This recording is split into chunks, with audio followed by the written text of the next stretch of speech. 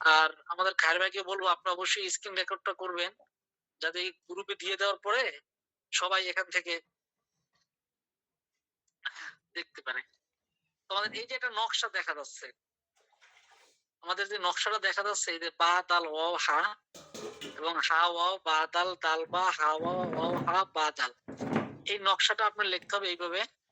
এইভাবে লিখে তারপরে এই নকশাটাকে আপনার আহ 4 আঙ্গুলের মাঝখানে দিতে হবে। এটা দুইটা লিখতে হবে, একটা লিখে 4 আঙ্গুলের মাঝখানে ডাইন হাতের, আর একটা লিখে বাম হাতের 4 আঙ্গুলের মাঝখানে দিয়ে দিতে হবে। এরপরে আপনার এই যে জাল, আপনার জাদলুলুন আদলুন হাওয়া কদলুন, এরপরে মূসা, এরপরে আপনার এই যে এখানে যেভাবে নকশাটা দেওয়া আছে ফাউলি আরুন আর হা আদহান আওহাদ আওলাও শের, এইভাবে নকশাটা লিখে এটা মাথায় বেঁধে দিতে হবে।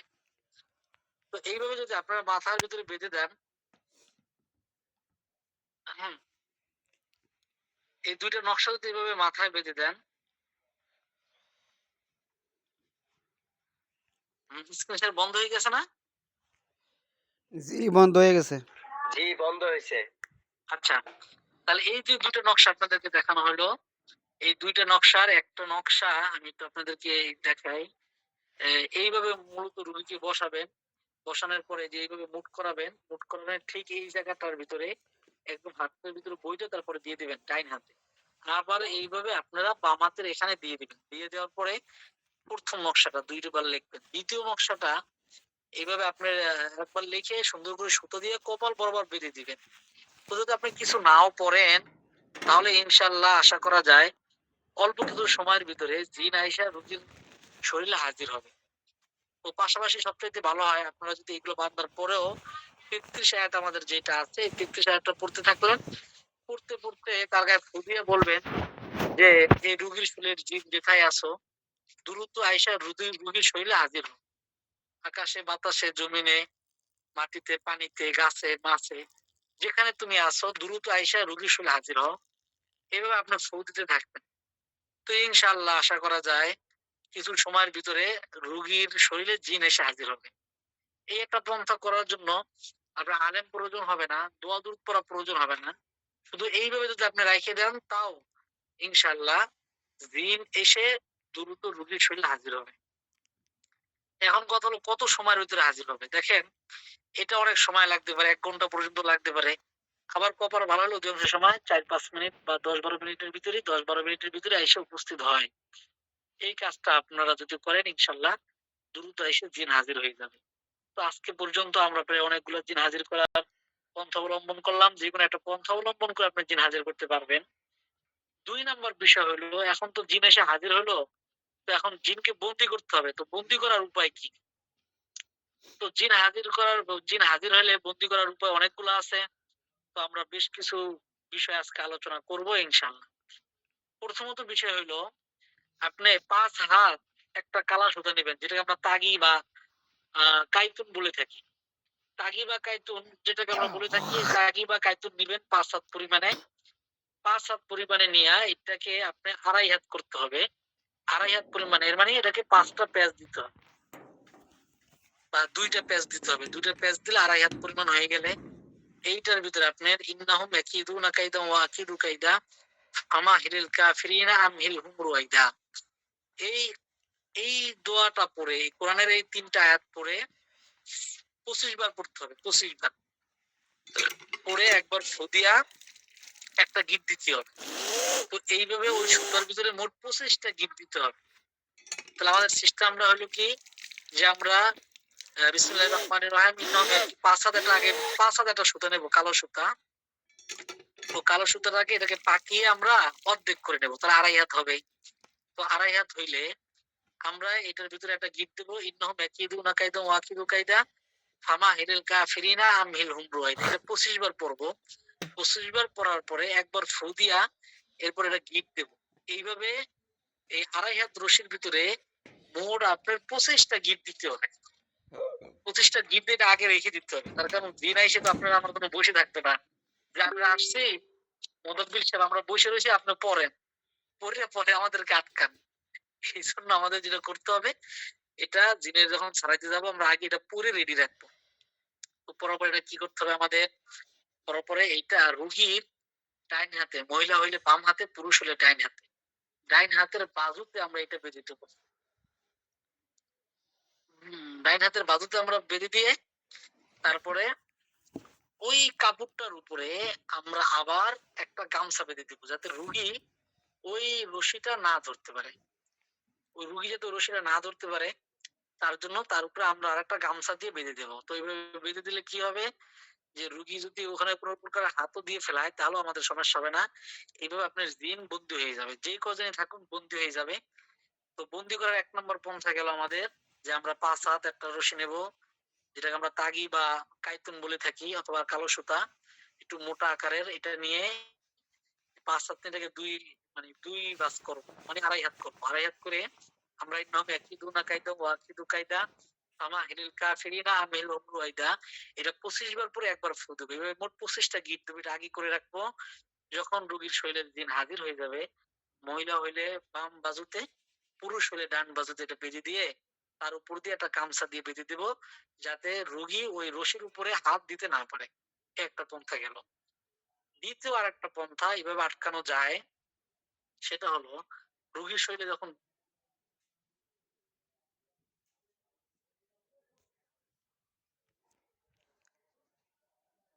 সামনে এইভাবে আঙ্গুল ঘুরাইতে হবে।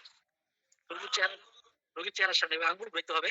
আর বলতে হবে আয়াতুল কুরসি করতে হবে। একবার পরে রোগীর শরীরে একবার ফু দিয়ে এভাবে নিয়ত করতে হবে, আমি তোমাকে আটকিয়ে দিলাম, যতক্ষণ পর্যন্ত আমি তোমাকে না ছেড়ে দিচ্ছি ততক্ষণ পর্যন্ত তুমি রোগীর শরীর থেকে যেতে পারবে না। এইটা মনে মনে বলে অথবা জোরে বলে তার শরীরে একটা ফু দিবে।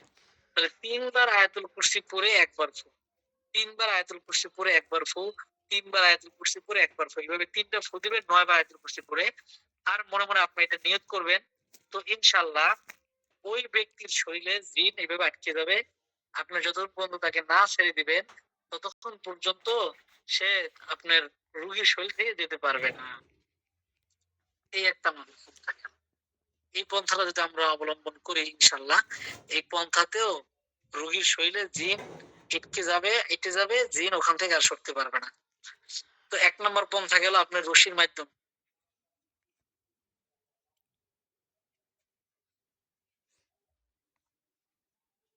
অবশ্যই আয়াতুল কুরসির যাকাত আদায় করে থাকতে হবে। যাকাত আদায় করার নিয়ম হলো প্রতিদিন নামাজের পরে, ফজরের নামাজের পরে বা মাগরিবের নামাজের পরে আয়াতুল কুরসি ৪১ বার করে ৪১ দিন আমাদের পড়তে হবে। পড়ে তার যাকাত আদায় করে নিতে হবে।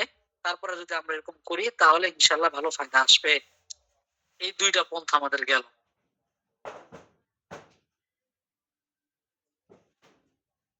৩ নাম্বার আমাদের পন্থা, রোগীর শরীরে যখন জিন হাজির হয়ে যাবে তখন তাকে আটকানোর ৩ নাম্বার আমাদের পন্থা, সেটা হলো রোগীর হাতে, ওই যে আমরা যেটা দেখে থাকি যেরকম একটা নখ ধরে একটা নখে চাপ দিয়ে ধরে রাখে, এটা আমরা অনেকেই দেখছি, যে ধরে রাখে কি বলে যেন হুজুরে ফু দেয় আর জিন আটকে যায়। যতক্ষণ পর্যন্ত হুজুরের নখটা না ছাড়ে ততক্ষণ পর্যন্ত জিন যেতে পারে না। তো সেটা হলো আমাদের সূরা মুমিনুনের ১১৫ নম্বর থেকে ১১৭ নম্বর আয়াত। এই আয়াতটা রোগীর ডাইন হাত ঠেসে ধরে, ডাইন হাতের নখ ঠেসে ধরে অথবা বাম হাতের কাই আঙ্গুলের নখ ঠেসে ধরে যদি এটা আমরা পড়ি তাহলে রোগীর শরীরে জিন আটকে যাবে। বিসমিল্লাহির রহমানির রহিম। আফা হাসিবতুম আন্নামা খলাকনাকুম আবাসা ওয়া আন্নাকুম ইলাইনা লা তুরজাউন ফাতাআলাল্লাহুল মালিকুল হাক্কু লা ইলাহা ইল্লা হুয়া রাব্বুল আরশিল কারীম ওয়া মান ইয়াদউ মা'আল্লাহি ইলাহান আখার লা বুরহানা লাহু বিহি ফাইন্নামা হিসাবুহু ইনদা রাব্বিহি ইন্নাহু লা ইফলিহুল কাফিরুন ওয়া কুর রাব্বিগফির ওয়ারহাম ওয়া আনতা খায়রুর রাহিমিন। তো এটা হলো কোরআনের আয়াত, সূরা মুমিনের ১১৫, ১১৬, ১১৭ নম্বর আয়াত। যারা হাফেজ না তারা সূরার নাম সহ আয়াত নাম্বার সহ লিখে রাখতে পারেন। পরবর্তীতে এটা ফায়দা দিবে ইনশাআল্লাহ। সেটা হলো, আমি আবার বলতেছি, যে সূরা মুমিনের ১১৫ নম্বর আয়াত, ১১৬ নম্বর আয়াত, ১১৭ নম্বর আয়াত, এই আয়াতটা আমাদের পড়তে হবে। রোগীর ডান হাতের কে আঙ্গুল অথবা বাম হাতের কে আঙ্গুল ঠেসে ধরে পড়তে হবে। বিসমিল্লাহির রহমানির রহিম। আফা হাসিবতুম আন্নামা খলাকনাকুম আবাসা ওয়া আন্নাকুম ইলাইনা লা তুরজাউন ফাতাআলাল্লাহু মালিকুল হক লা ইলাহা ইল্লা হুয়া রাব্বুল আরশিল কারীম ওয়া মান ইয়াদউ মা'আল্লাহি ইলাহান আখার লা বুরহানা লাহু বিহি ফাইন্নামা হিসাবুহু ইনদা রাব্বিহি ইন্নাহু লা ইফলিহুল কাফিরুন ওয়া কুর রাব্বিগফির ওয়ারহাম ওয়া আনতা খায়রুর রাহিমিন। এই আয়াত তিনটা আমরা পড়বো আর মনে মনে নিয়ত করবো বা আপনার জোরে বলতে বলেন যে আমি তোমাকে আটকে দিলাম, যতক্ষণ পর্যন্ত আমি তোমাকে ছেড়ে না দিই ততক্ষণ পর্যন্ত তুমি রোগীর শরীর থেকে যেতে পারবে না। তো আলহামদুলিল্লাহ জিন আটকে যাবে। এই হলো আমাদের ৩ নাম্বার পন্থা ছিল। আমাদের আরো একটা পন্থা ৪ নাম্বার পন্থা, যে পন্থার মাধ্যমে আপনি জিনকে আটকে দিতে পারবেন সেটা হলো আমরা একটা ছুরি নেব, অথবা গ্রামগঞ্জে যে কাঁচি আছে, কাঁচি যেটা দিয়ে ধান কাটে, আপনারা অনেকেই চিনেন, কোন দেশে কাঁচি বলে, কোন দেশে কেসি বলে। যেভাবে আপনারা চিনেন চিনলেই হয়েছে। এই নতুন একটা কাঁচি নেবেন, এই নতুন কাঁচি নিয়ে এই নতুন কাঁচির ভিতরে আয়াতুল কুরসি ৩ বার পড়বেন। প্রত্যেকবার পড়ে আয়াতুল কুরসি পড়ে ওই কাঁচের ভিতরে ফু দিতে হবে, অথবা একটা নতুন ছুরি নিবেন, ওই ছুরির ভিতরে ফু দিতে হবে। ফু দিয়ে এটাকে দায়রা দেওয়া বলে। আপনারা অনেকে দেখছেন যে মুদাব্বির জিন হাজির পরে এরকম চতুর্দিকে একটা গোল আকারে দাগ দিয়ে দেয় ছুরি দিয়ে বা কাঁচি দিয়ে, এটাকে দায়রা বলে। আপনি এইভাবে ফু দিয়ে দায়রা দিবেন আর মনে মনে নিয়ত করবেন যে আমি জিনকে আটকাই দিছি, আমি যতক্ষণ পর্যন্ত ছেড়ে না দিই ততক্ষণ পর্যন্ত এই জিন দায়রার বাইরে যেতে পারবে না ইনশাল্লাহ। তো এই পন্থা যদি আপনি অবলম্বন করেন তাতেও ইনশাল্লাহ জিন রোগীর শরীরে আটকে যাবে। আপনি যতক্ষণ পর্যন্ত ছেড়ে না দিবেন ততক্ষণ পর্যন্ত সে যেতে পারবে না। তো এই ছিল আজকে আমাদের ৪টা পন্থা। আরো অনেক পন্থা আছে, আমরা মোটামুটি ৪টা পন্থা আলোচনা করলাম, যে ৪টা পন্থা প্রসিদ্ধ এবং খুবই কার্যকর। এই ৪টা পন্থা আমরা অবলম্বন করে রোগীর শরীরে জিনকে আমরা আটকে দিতে পারবো। এখন কথা হলো, জিন তো আটকে গেল, এখন জিনের সাথে আপনারা কি কথা বলবেন?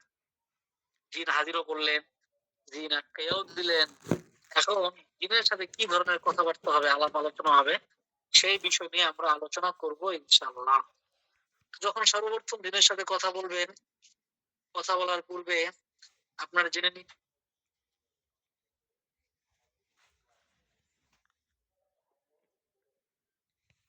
হবে, সেক্ষেত্রে তাকে সর্বপ্রথম তার নাম জিজ্ঞাসা করবেন। যদি মেয়ে বা পুরুষ বা ছেলে যদি সঠিক নাম বলে তাহলে বুঝবেন তার শরীরে এখন পর্যন্ত জিন এসে হাজির হয় নাই। আর যদি তার নাম না বলে অন্য নাম বলে তাহলে বুঝবেন তার শরীরে জিন এসে হাজির হয়ে গেছে। তো জিন এসে যদি হাজির হয়ে যায় তখন সর্বপ্রথম তাকে জিজ্ঞাসা করবেন সে মুসলিম নাকি অমুসলিম। যদি সে মুসলিম হয় তখন তাকে কিছু ওয়াজ নসিহত করবেন।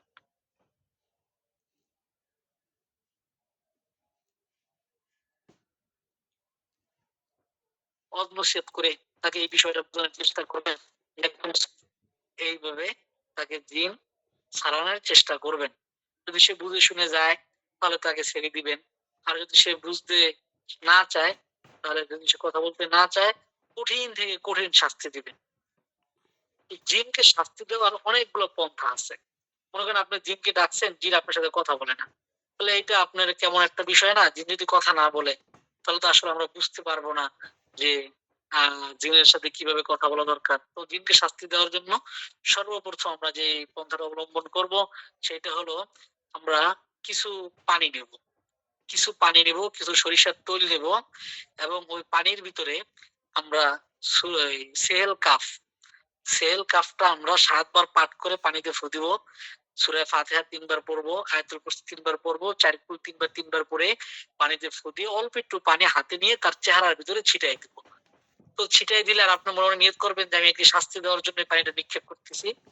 তো আলহামদুলিল্লাহ দেখবেন জিনগ্রস্ত রোগী অনেক শাস্তি পাবে, অনেক শাস্তি পাবে। তো আপনি যা বলতে চাবেন সে তাই শুনতে বাধ্য হবে। অথবা এগুলো তো পড়বেনই পানির ভিতরে, পাশাপাশি ইন্নাহুম ইয়াকিদুনা কাইদা ওয়া আকিদু কাইদা ফামাহিরিল কাফিরিনা আমহিলহুম রুয়াইদা, এটাও পড়ে নেবেন ২৫ বার, পড়ে পানিতে ফু দিয়ে দিবেন। এই পানি তার চেহারায় নিক্ষেপ করবেন। আপনারা অনেকে ইউটিউবের ভিতরে দেখেছেন যে এইভাবে একটা বোতলের ভিতরে পানি ভরে স্প্রের মতন করে দেয়। তো এই দোয়া দুরূদ গুলো পড়ে আসলে স্প্রের মতো করে দিলে সে অনেক পরিমাণে ব্যথা পায়। আবার রোকের অনেক আয়াত আছে যেগুলো আপনাদেরকে পর্যায়ক্রমে বলে দেওয়া হবে। ওই আয়াতগুলো পাঠ করতে থাকলেও রোগী অনেক পরিমাণে শাস্তি পায়। এই একটা পন্থা আমাদের গেল, যে পানির মাধ্যমে রোগীকে শাস্তি দেওয়া এবং তার কাছ থেকে কথা বের করে নিয়ে আসা। তো জিন ছাড়ানো শুধুমাত্র একটা কৌশল। আর যেহেতু সবচেয়ে শক্তিশালী আল্লাহ তাআলা, যেহেতু আল্লাহ তাআলা সবচেয়ে শক্তিশালী, মুদাব্বিরের যদি আল্লাহর উপরে 100% ভরসা থাকে, পৃথিবীর ভিতরে যতই বড় শক্তিশালী জিন্নাত হোক না কেন, মুদাব্বিরের কথা শুনতে বাধ্য হবে ইনশাআল্লাহ। তো সেল কাপ আমরা যেটা পড়ে থাকি, আশরাফ আলী থানভী রহমতুল্লাহ আলাইহ তিনি বেহেশতি ধীরে ধীরে যে সেল কাপটা নিয়ে আসছে, এই সেল কাপ সম্বন্ধে অনেকে বলে থাকে যে হুজুর সেল কাপ তো আসলে জায়েজ নাই, এটা কুফরি, হ্যান-স্যান। কিন্তু আমরা যারা কওমি মাদ্রাসায় লেখাপড়া করি, আমাদের মধ্যে একজন আকাবের হযরত আশরাফ আলী থানভী রহমতুল্লাহ আলাইহ তার কিতাবের ভিতরে যেহেতু তিনি নিয়ে এসেছেন, যদি শিরক বা এগুলো কিছু থাকতো তাহলে আশা করি উনি আনতেন না। এটা হলো কাফাকা রব্বুকা কাম ইয়াকফিকা ওয়াকিফাতান কিফ কাফুহা কাকামিনা কানা মিন কুলুকিন তাকিরুল কাররাম তাকিরুল কিররা ফি কাবাদিন তাহাকি মুশাকশাকা দেকালুক লুকা লাকাকিন কাফাকা মাবি কাফাকাল কাফু কুরবাতিহি ইয়া কাওকাবান কানা তাহাকি কাওকাবুল ফালাকি। এই যে আমাদের সেল কাপটা আছে, এই সেল কাপটা আমরা পড়বো। আশরাফ আলী থানভী রহমতুল্লাহ আলাইহ তিনার কিতাবের ভিতরে উনি এই সেল কাপটা নিয়ে আসছে। এই সেল কাপটা যখন পরে আমরা রুগীর ডান কানে ফু দিব অথবা বাম কানে ফু দিব, তখন রুগী অনেক পরিমাণে শাস্তি পাবে। তখন রুগী আপনার কথা শুনতে বাধ্য হবে ইনশাআল্লাহ। তো আশরাফ আলী থানভী রহমতুল্লাহ আলাইহ যে সেল কাপটা লেখছেন, আমি সেই সেল কাপটা আবারও আপনাদেরকে পড়ে শোনাচ্ছি। কাফাকা রব্বুকা কাম ইয়াকফিকা ওয়াকিফাতান কিফ কাফুহা কাকামিনা কানা মিন কুলুকিন কাকিদু কাররান কাকিদু কিররা ফি কাবাদিন তাহাকি মুশাকশাকাতি কালুকলুকা লাকাকিন কাফাকা মা বি কাফাকাল কাফু কুরবাতি ইয়া কাওকাবান কানা তাহাকি কাওকাবুল ফালাকি। তো আমরা সকলেই এই সেল কাপটা পড়বো ইনশাআল্লাহ। এর মাধ্যমে রোগীকে প্রচুর পরিমাণে শাস্তি দেওয়া যাবে ভাই, প্রচুর পরিমাণে শাস্তি দেওয়া যাবে। আপনারা এই সেল কাপটা পড়বেন। এই একটা পন্থা আমাদের গেল। ২য় নাম্বার পন্থা রোগীকে মানে জিনকে শাস্তি দেওয়ার ২য় নাম্বার পন্থা